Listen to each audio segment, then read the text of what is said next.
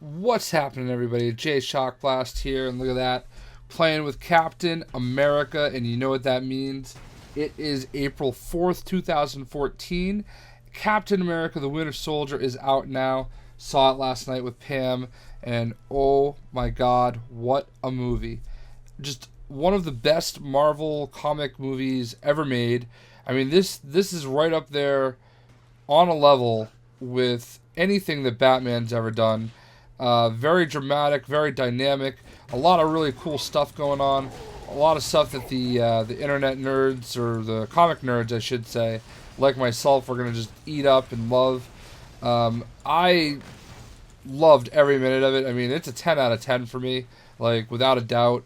Better than any of the Marvel standalone movies by far, and that says a lot coming from me because I actually was a huge fan of Thor. Obviously, in this little review, there are going to be spoilers. You can't really avoid it in talking about the movie. So if you haven't seen it yet, or you want to go see it before you start hearing about what's going on, definitely move along. And maybe I'm a little overmatched for who I'm fighting right now. I am playing live while I'm talking, so doing my best with that. Yeah, man, just incredible movie. All the way through. Chris Evans is just fantastic as Captain America. He really, really, really nails the part. They absolutely, without a doubt, got him right in the casting. And I say that, given that when they announced Chris Evans as Captain America, I was actually pretty upset about it. For me, it was like, hey, he was Human Torch. I don't know if he could play that serious role. And I could not have been more wrong. And I could not picture anybody else as Captain America right now. I mean, he is every bit Captain America as Robert Downey Jr. is Tony Stark, They did a really good job with this movie of, getting people to know who Steve Rogers is. Not just Captain America. I mean, it's easy to focus on Captain America, but, this was definitely a Steve Rogers movie, too. And the dynamic of that is the fact that the Winter Soldier is his old friend Bucky Barnes. And Sebastian Stan as, Bucky Barnes and, the Winter Soldier was awesome as well. I mean, I think it's an easy role in a way, but, at the same time, I just felt like, he was perfect. I really thought he did a great job. Anthony Mackie playing the Falcon. I loved the way that they tied his origin story in. As is the case with most Marvel movies, a lot of the stuff going on is kind of, sort of loosely based on the way it actually went down in the comics. And, this is one of the few ones where it's like, I can deal with, everything, all the kind of little minor changes. There are definitely some plot twists. It's not the story that I expected. I kind of, expected a lot of stuff. And this is kind of where the spoilers are going to start coming in. I wasn't expecting Robert Redford to, he was Alexander Pierce. I wasn't really expecting him to kind of play the role that he did in everything. And, I guess for better or worse, I kind of just have to say it, this was... I feel like Hydra, in general, whenever Hydra's portrayed, they're kind of like bumbling idiots. They don't really, end up making that big of an impact. Cut one head off and another will come in place, all that good stuff. I just feel like they've always just been kind of just grunts, cannon fodder, if you will. In this movie, they really... they really made a dent in S.H.I.E.L.D. I mean, to the point where, essentially S.H.I.E.L.D., S.H.I.E.L.D. as everybody knew it was completely different. So, yeah, definitely a huge plot twist with Alexander Pierce. I think I kind of sensed throughout the movie that he was going to end up being a bad guy in it. It just seemed to make sense. But, at the same time, when everything actually goes down, you're kind of still left saying, whoa, that I mean, I saw it coming, but I didn't see it coming. So definitely like a great job, story building, just everything about the movie. I mean, it's about a little over 2 hours, and there wasn't any point in time in the movie that I was like, man, this is dragging, which is definitely a great compliment. My only real complaint is that, like, Scarlett Johansson, I think has done a great job of playing Black Widow throughout her career as Black Widow. The only thing that I really had a sort of issue with is just the fact that she's a little too flirty in this movie. I don't picture Black Widow as being as flirtatious as she is. Maybe I just haven't read enough, comics with Black Widow in it. But, like, I just kind of pictured her as being, very much the, very serious soldier type. The silent assassin, all that stuff. And, there's just a lot of things going on where she's, very, like, playing matchmaker and, flirtatious. And granted, they use it in a way to set up Captain America's relationship with Sharon Carter. Because, if you've seen the trailers, there's a trailer where they show them talking on the plane, and it's like, oh, if you talk to that receptionist, or something about there being a nurse, if you talk to the nurse, I'll bet she'll go out with you. And he's like, oh, that's why I don't ask. Well, that in that case, they're actually talking about Sharon Carter, which is kind of cool. Obviously, that's the niece of Peggy Carter, which is Cap's, original love interest from the first movie. And, that's kind of cool in a way. The way that the Winter Soldier was kind of tied into it all was really, really awesome. There's also a lot of subtle things going on, like, Amenzola. The way that they brought Amenzola back into it was fantastic. It's like a take. It wasn't like, like I said, it wasn't hardcore, hey, this is Amenzola with his, robotic body, with him inside the robotic body. But it was good enough in the fact that, it did show that, he was, a machine now, essentially. His consciousness was put into, some computers. And I don't want to go too far into the plot twist there, but, it's really a crazy part of the movie where you're like, holy shit, this is what happened. And I love that part of it. It wasn't just, it was a smart comic book movie. Like, there was some cool stuff going on in the fact that, you had to really kind of think about it, and try to concentrate on playing and talk at the same time, which can be fairly difficult, especially when you're trying not to die, and you're being attacked by villains. So, yeah, but it really sets up for the next movie. One thing that you should be doing, if you're a Marvel comic fan and you're a fan of any of the movies, you should be staying after the credits anyway. You definitely want to stay after the credits. As far as after the credit scenes go, what happens after the credits in this movie is probably one of the cooler after the credit scenes that they've had. At least the first one. They're actually both pretty cool. But the second one is a little shorter than I thought it would be. The first, I know I'm kind of jumping all over the place, but I guess that kind of happens when you don't write a script and you're just kind of winging it while playing live. So after the credits, you see first Baron von Strucker, who they're obviously kind of introducing as the next bad guy of Captain America. The next leader of S.H.I.E.L.D. You kind of see him talk about, I guess they're not saying the word mutant, But he's talking about these two that he have, special people that they have in captivity, and then they go to Quicksilver and the Scarlet Witch in captivity.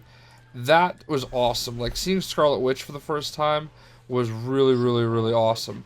And I can't stress enough, you've got to stay for after the credits, because it's just like a really, really cool scene. They also talk about and show a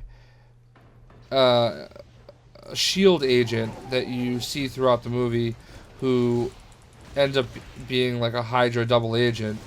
And I didn't realize it and put two and two together at the time, because they say his name but at one point or another, but you don't really kind of pick up on it, or I didn't anyway. But it ends up being Brock Rumlow, who, as you may or may not know, is Crossbones. So they kind of set up Crossbones as being the bad guy for the next movie. So, or one of the, possibly one of the bad guys for the next movie. So that's really awesome. That was really forward thinking. Really was not expecting that. It didn't really, like I said, sink in until after the movie was over. I'm like, you know what? I feel like, there was a reason why they mentioned him, why they showed him at the end. And I'm glad that I kind of looked it up, because I saw that name and like, who is Brock Rumlow? And sure enough, it's Crossbones. So there's a lot of setting up for things. There's a lot of subtle things that happen. There's some stuff going on with Nick Fury. Obviously, Nick Fury, throughout comics, he's been, ostracized from SHIELD before. Maria Hill ends up taking over SHIELD at one point. So they kind of, play into that. I was thinking, there's a part where he's perceived to be dead, and I was thinking that it was going to end up being a life model decoy, because, Nick Fury does that quite a bit, where he just doesn't trust anybody, so he would send out these kind of, robotic versions of himself that, looked and felt very real. And, they would basically ensure that he doesn't get killed. So, I mean, they kind of played into that a little bit. And now I guess at this point he's perceived to be, dead and everything, which is kind of cool in a way. One thing that I want to, point out for you guys is, when you do go see the movie, there's gonna be a scene towards the end where they show Nick Fury at his own gravestone. Read the gravestone. I'm not gonna spoil that. I want you guys to see it. Everybody in the theater started laughing, because it's a pretty cool reference to Samuel L. Jackson. So you'll get it when you see it. I don't want to spoil that for anybody, but so definitely keep your eyes on that. Other than that, I really kind of wish that at the end of the movie, there was that kind of embrace, that, Winter Soldier realizing, holy crap, I'm Bucky, holy crap, this is my friend. They definitely, set that up, especially after the credits. The second after the credit scene, Captain America will not fight the Winter Soldier at the end. And he keeps telling him, we're friends, we know each other, and I know you remember me, and, I know you know who I am. And, the very end, they show, Winter Soldier saving Captain America, and, as it turns out, shit, these guys are full strength. As it turns out, he is starting to lose some of his program. I'm going to probably die here, guys. I didn't realize these guys were at full strength. So, at the end, there's a scene in the movie where they show Captain America going to the Captain America Museum at the Smithsonian. So they show Bucky, aka Winter Soldier, in the Smithsonian as well. There's never... Where are all the other people? This is where a smart man would hit the road. Come on. I don't understand where all the other people are.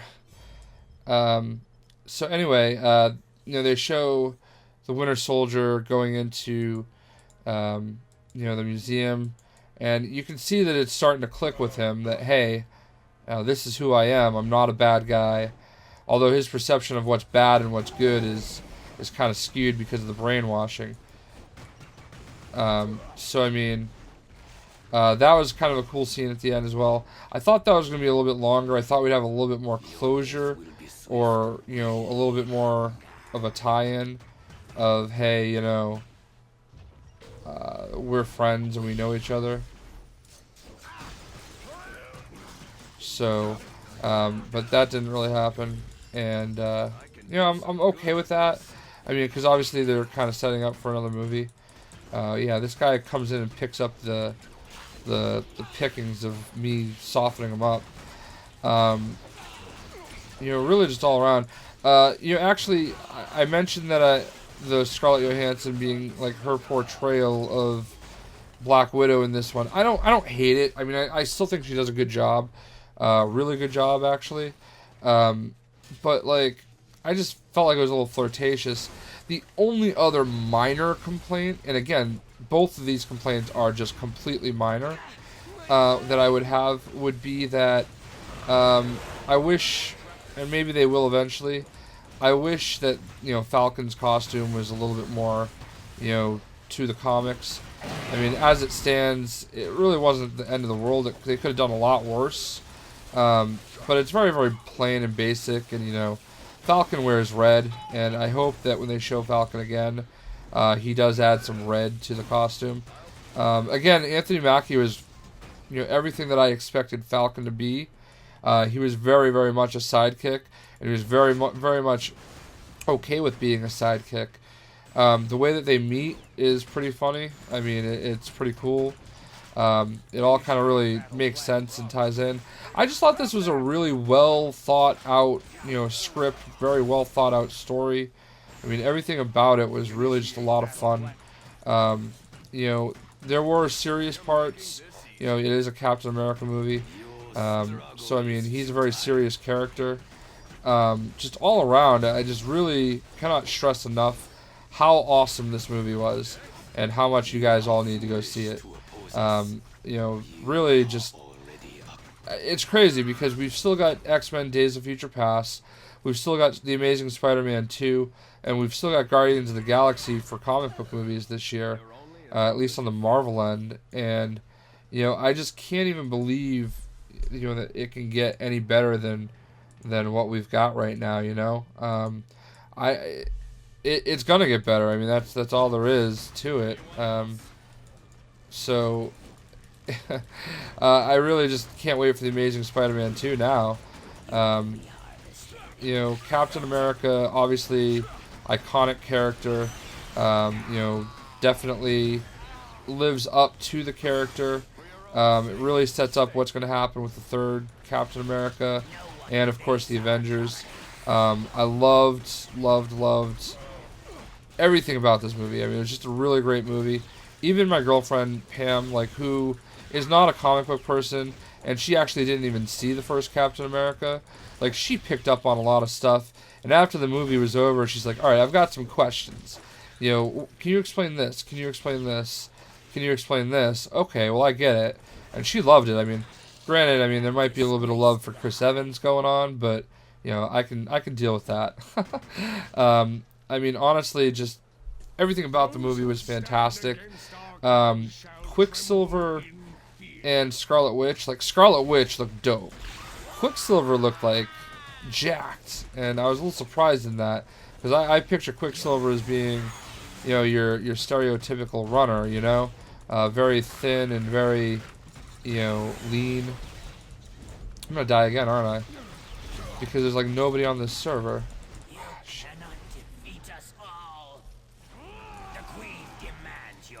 I'm not really kind of after fighting Magneto right now.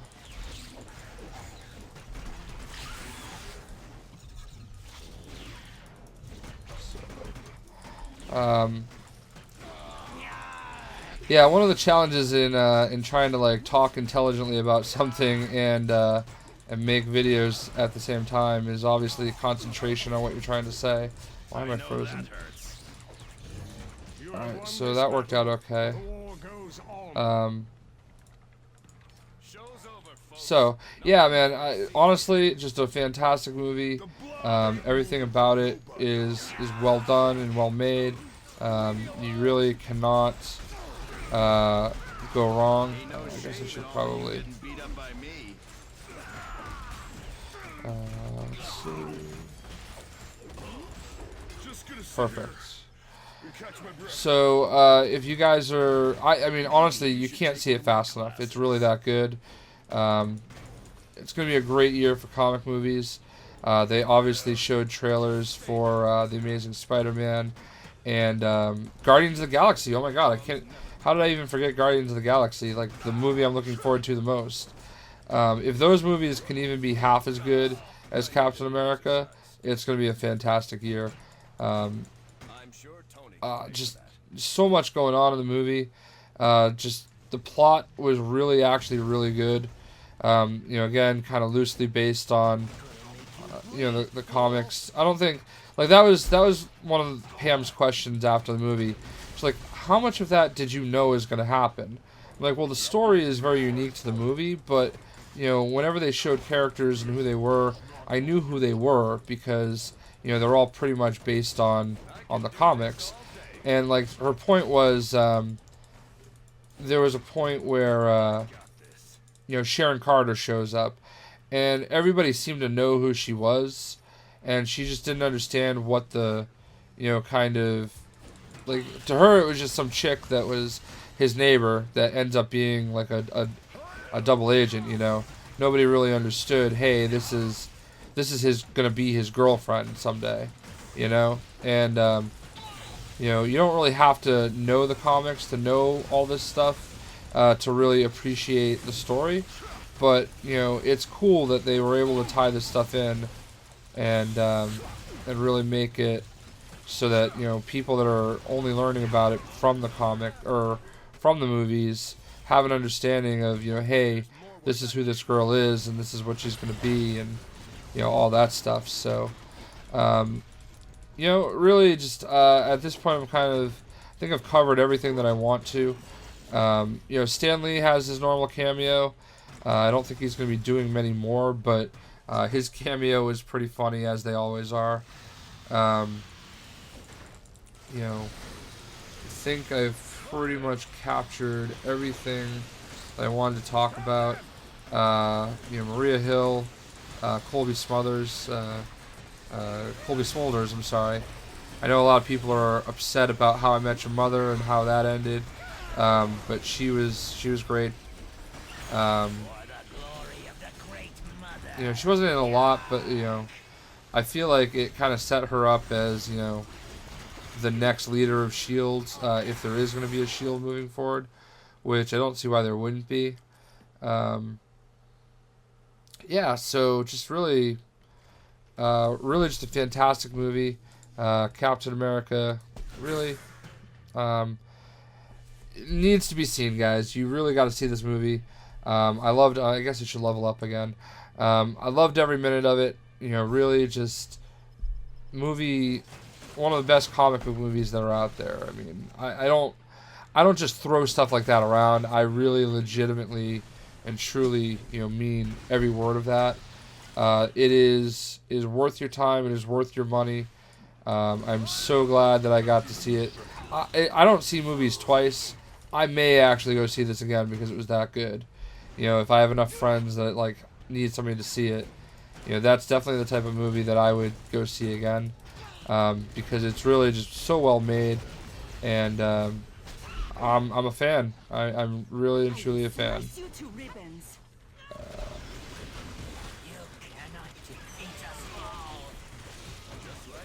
I'm gonna regret this.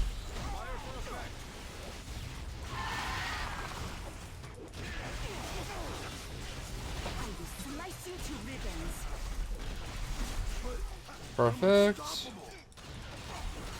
I love doing the Midtown because it's